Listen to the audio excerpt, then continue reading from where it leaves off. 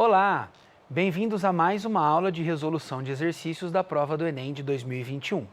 E o exercício que a gente vai fazer agora diz assim no enunciado: uma pessoa comprou uma caneca para tomar sopa, conforme a ilustração.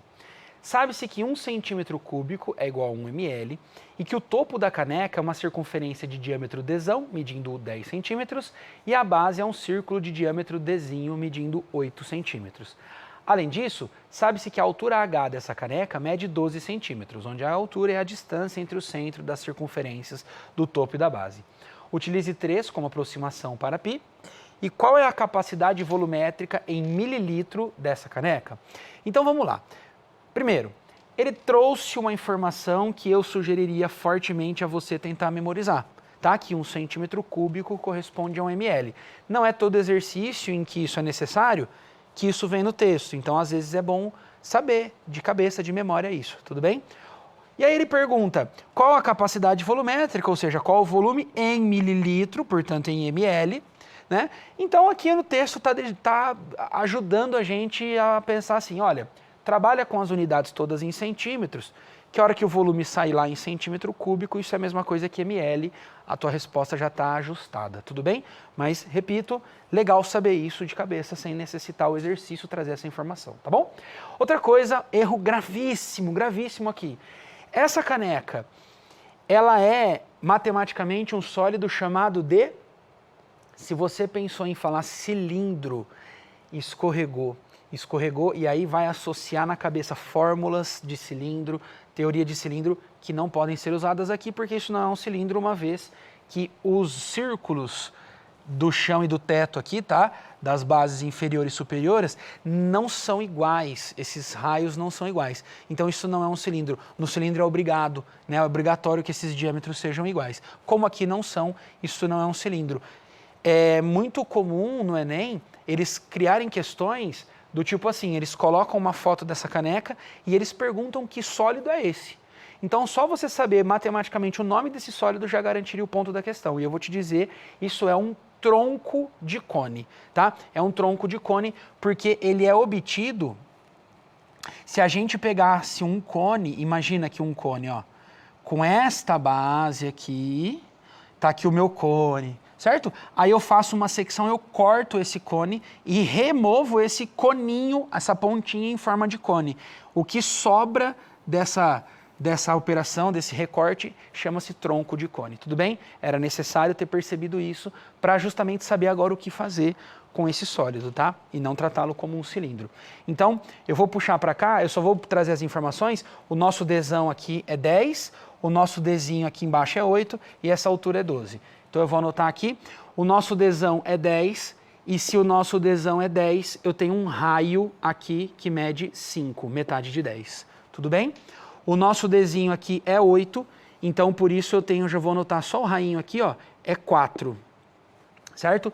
E a nossa altura externamente falando aqui é 12. A altura é a distância entre esse ponto e esse ponto, como ele disse no texto, é a distância entre os centros das duas bases, dos dois círculos, tudo bem? Então vamos lá. Como calcular o volume de um tronco de cone? Como calcular o volume dessa canequinha aí? Existe uma fórmula para isso, tá? Uma fórmula do volume do tronco de cone.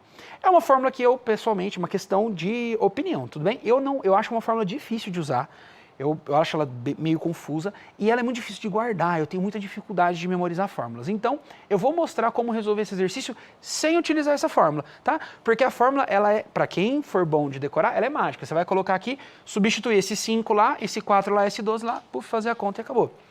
Mas lembra que você precisava ter decorado ela, né? Como eu não consigo decorar, eu aprendi a fazer isso sem necessitar dessa fórmula, eu vou te mostrar como. Você vai retomar o que eu estava te falando até agora. Isso daqui originalmente era um cone, né? Era um cone. Então você vai desenhar esse cone original, né? Esse cone que deu origem a esse tronco, a essa caneca.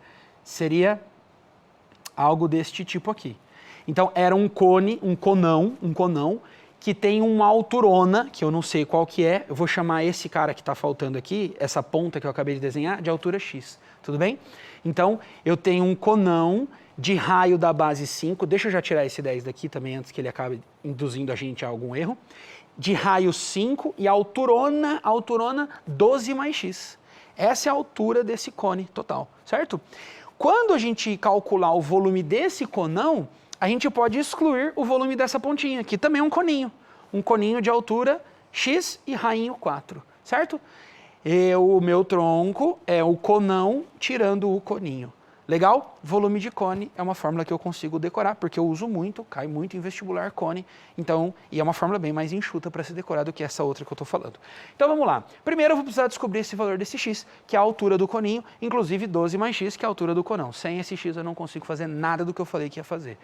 Para isso, eu vou apelar para a geometria plana e enxergar uma semelhança de triângulos aqui, ó. Aqui tem um triangulão, retângulo, e aqui na ponta tem um triangulinho, também retângulo. Eu vou copiar eles aqui fora, ó. Ângulo reto aqui, 5 aqui, 12 aqui, 4 aqui e x aqui, certo?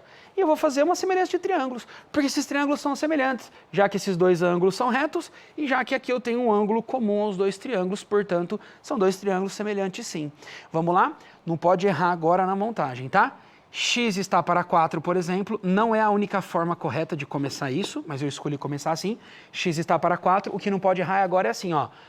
12 está para 5. Aí errou. Aí errou. Porque 12 nem é ao lado do triângulo. Os lados do triângulo são x, 4 e x mais 12 e 5, tá? Então a semelhança é essa, x está para 4, assim como x mais 12 está para 5. Essa é a continha que eu preciso colocar aqui, x mais 12 está para 5. Multiplica cruzado, 5x é igual a 4x mais 4 vezes 12, 48. Passa o 4x para cá, fica só um x, x igual a 48. Pronto, 48, tudo estava em centímetros, o 5 a centímetros, o 4 centímetros, o 12 centímetros, então eu cheguei em 48 centímetros. Veja, eu acabei de concluir aqui as medidas dos cones que eu vou fazer agora, a subtração do volume do cone maior menos o volume do cone menor, para encontrar o volume do tronco, que seria a minha xicrinha, certo? Portanto, o volume da minha xícara, vou chamar assim, é o volume, vamos chamar assim, ó, do meu cone grandão menos o volume do meu cone pequeno, só para a gente se organizar. Portanto, o volume da xícara é volume de cone. Essa é uma fórmula que precisa saber, né? Essa não dá para abrir mão. É 1/3 da área da base. A área da base seria π 5 ao quadrado, no caso do conão, a basona dele é π 5 ao quadrado, vezes a alturona dele inteira. A alturona dele é 60, certo? Menos, agora o voluminho do coninho da ponta que eu vou jogar fora, para sobrar só o volume da xícara. 1/3, que é o volume de um cone também, de π, raio agora 4 ao quadrado, vezes a altura agora só o 48. Tudo bem? Então, se a gente cancelar aqui o 3 e o 60 dá 20. Se a gente cancelar o 3 e o 48 dá 16. E aí ficamos com 25 vezes 20, 500 π, menos aqui, 4 ao quadrado é 16, né? 16 vezes 16, 256 π. Realizando essa subtração, portanto, os 500 π, ele falou lá no texto que a gente podia usar o π igual a 3, né? Então isso aqui vai dar 1.500 menos 256 vezes 3, que é 768, e a resposta, portanto, o voluminho da nossa xícara vai ser 732 centímetros cúbicos. A gente está falando de centímetro cúbico, ele queria que respondesse em ml, mas aí ele ajudou inclusive com isso, quando ele disse que 1 centímetro cúbico corresponde exatamente a 1 ml, portanto a resposta certa vai ser a letra C, 732 ml. Legal? Era isso que o Enem esperava da gente. Lembrando, existe uma outra solução também muito elegante, que é por meio da fórmula, mas eu preferi te mostrar uma forma de fazer sem a fórmula. Tudo bem? A gente se vê nos próximos exercícios.